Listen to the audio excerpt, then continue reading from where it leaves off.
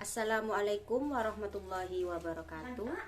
Perkenalkan, nama saya Siti Farida, kelas 2B Prodi PAUD. Di sini saya akan menjelaskan bab tujuan pendidikan berdasarkan penafsiran surah Al-Zariyat ayat 56 yang berbunyi, A'udzubillahi minasyaitonirrajim, Bismillahirrahmanirrahim. Wa ma khalaqtul jinna wal insa illa liya'budun. Artinya adalah, dan aku tidak menciptakan jin dan manusia melainkan supaya mereka menyembahku. Maksud ayat tersebut adalah Allah menciptakan dengan tujuan untuk menyuruh mereka beribadah kepadanya, bukan karena Allah butuh kepada mereka. Kehadiran manusia ke bumi melalui proses kelahiran, sedangkan kematian sebagai pertanda habisnya kesempatan hidup di dunia dan selanjutnya kembali menghadap Allah untuk mempertanggungjawabkan perbuatannya semasa hidup di dunia. Ayat ini pula sangat jelas menggambarkan kepada kita bahwa tujuan penciptaan jin dan manusia tidak lain hanyalah untuk mengabdi kepada Allah Subhanahu wa taala. Keterkaitan Quran surah Al-Zariyat ayat 56 dengan tujuan pendidikan. Secara normatif, tujuan pendidikan di Indonesia diamanatkan dalam Undang-Undang Nomor 20 Tahun 2003 tentang Sisdiknas. Di dalam undang-undang ini disebutkan bahwa pendidikan bertujuan untuk berkembangnya potensi peserta didik agar menjadi manusia yang beriman dan bertakwa kepada Tuhan Yang Maha Esa, berakhlak mulia, sehat, berilmu, cakap, kreatif, mandiri, dan menjadi warga negara yang demokratis serta bertanggung jawab. Di antara tujuan pendidikan tersebut sebagai berikut: A. Pembentukan akidah yang benar bagi manusia.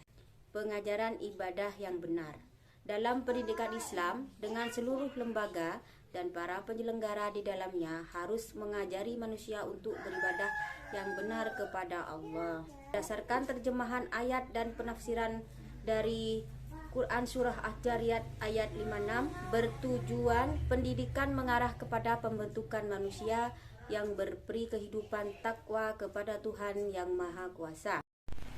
Assalamualaikum warahmatullahi wabarakatuh. Nama saya Waqiatus Solehah. Di sini saya akan menjelaskan tentang tujuan pendidikan berdasarkan penafsiran Quran surat Ali Imran ayat 137 sampai 139. Adapun ayatnya yaitu Bismillahirrahmanirrahim. Qad khalat min qablikum sunanun, sesungguhnya telah berlalu sebelum kamu sunnah-sunnah.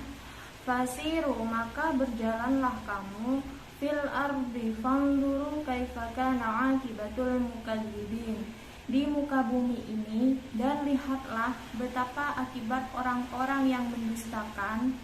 Hadza bayanul linnasi, menjadi penerang bagi manusia, maksudnya Al-Qur'an.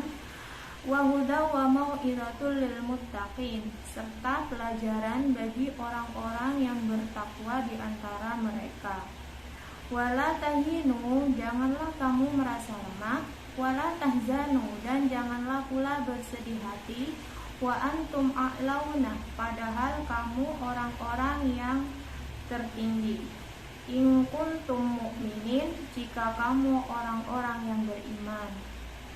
Berdasarkan penafsiran Quran surat Ali Imran ayat 137 sampai 139 dapat kami tuliskan bahwasanya pada ayat 138 dapat kita ketahui bahwa tujuan pendidikan di sini ialah agar manusia mengetahui jalan hidup yang lurus dan benar, di mana Al-Qur'anlah yang menjadi pendidik dan menjadi penerang jalan hidup manusia. Kemudian, adapun ke pendidikan pada ayat 139, wala tahinu, janganlah kamu bersikap lemah. yaitu agar manusia menjadi orang yang kuat, sehat jasmani dan rohani. Dan janganlah pula wala tahzanu, kamu bersedih hati, yaitu agar manusia bahagia dan tentram di dunia dan di akhirat. Kemudian dilanjutkan dengan wa antum a'launa, padahal kamulah orang-orang yang paling tinggi, yaitu agar derajat manusia bertambah tinggi. Lebih lanjutnya, tujuan pendidikan yang ada pada ayat 139 ini yaitu agar manusia menjadi orang-orang yang benar beriman kepada Allah. Dengan semakin tingginya pendidikan yang manusia dapatkan, diharapkan manusia tersebut semakin kuat imannya kepada Allah Subhanahu wa Ta'ala. Assalamualaikum warahmatullahi wabarakatuh. Perkenalkan, nama saya Diana Ningsih dari kelas 2B. Tujuan pendidikan berdasarkan penafsiran QS Al-Hajj ayat 40 sampai 41 yang bunyinya A'udzubillahi minasyaitonirrajim. Bismillahirrahmanirrahim. Alladzina ukhriju min diyarihim bighairi haq.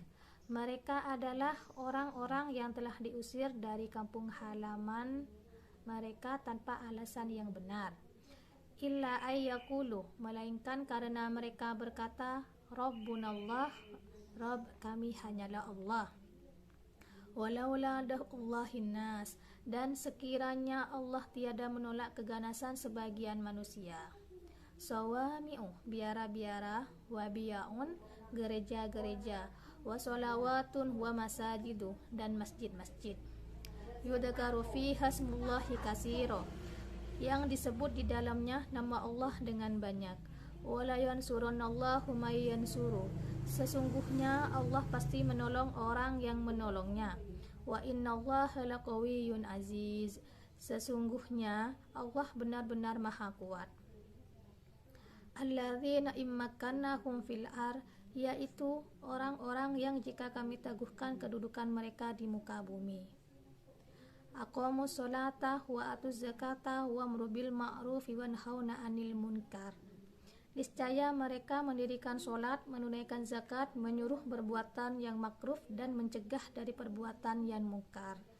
Wallahu akibatul umur, dan kepada Allah lah kembali segala urusan. Pada ayat tersebut juga dijelaskan tentang sifat-sifat orang yang beriman, mendirikan sholat, menunaikan zakat, menyeru kepada kebaikan dan mencegah kemungkaran. Pendidikan dalam perspektif ayat bertujuan membentuk pribadi yang memiliki kesadaran spiritual atau kecerdasan spiritual. Hal tersebut disimpulkan dengan mendirikan sholat. Assalamualaikum warahmatullahi wabarakatuh. Saya Vivi Rofin Alidaya. Di sini saya akan menjelaskan tafsir tentang surat Al-Fat yang berbunyi A'udzu billahi minasyaitonir rajim. Bismillahirrahmanirrahim.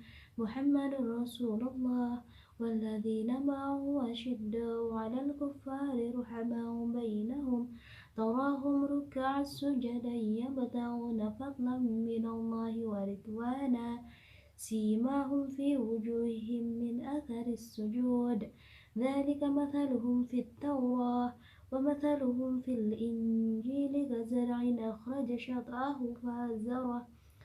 أخرج شطاه فآزره فاستغلظ فاستوى على سوقه يعجب الزراع ليغيظ بهم الكفار وعد الله الذين آمنوا وعملوا الصالحات منهم مغفرة وأجرا عظيما. Shadaqallahul Azim, yang artinya berbunyi, Muhammad itu adalah utusan atau Rasul Allah, dan orang-orang yang bersama dengan dia adalah keras terhadap orang-orang kafir. Tetapi berkasih sayang sesama mereka, kamu lihat mereka ruku dan sujud mencari karunia Allah dan keriduannya.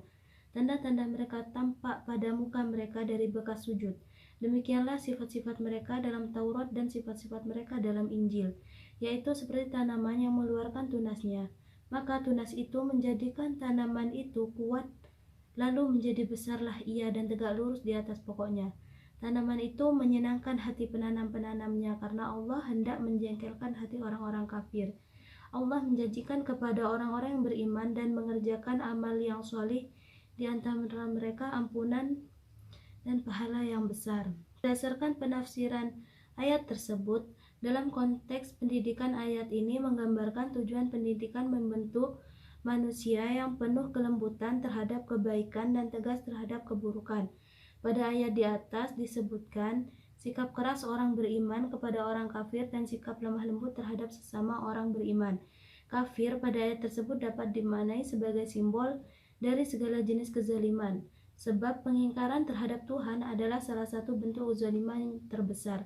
Sebaliknya, iman adalah simbol segala jenis kebaikan, sebab segala aktivitas kebaikan tidak berarti apa-apa jika tidak dilandasi keimanan. Jadi, pendidikan mengantarkan manusia untuk memilih prinsip yang teguh, mampu mengambil sikap sesuai dengan konteks yang dihadapi, atau dalam istilah lain, mampu menempatkan sesuatu pada tempatnya. Tujuan pendidikan lainnya berdasarkan ayat di atas adalah kerendahan hati, tidak angkuh. Pendidikan bertujuan melahirkan pribadi-pribadi yang menebar perdamaian, cinta dan kasih sayang. Tentu semua itu tidak diperoleh serta-merta, sebagaimana digambarkan ayat tentang orang beriman, laksana benih kemudian tumbuh menjadi tanaman yang kuat dan menyenangkan penanamnya. Begitulah pendidikan harus melalui proses, tahapan demi tahapan sampai pada akhirnya menuju kesempurnaan. Demikian penjelasan dari saya. Assalamualaikum warahmatullahi wabarakatuh.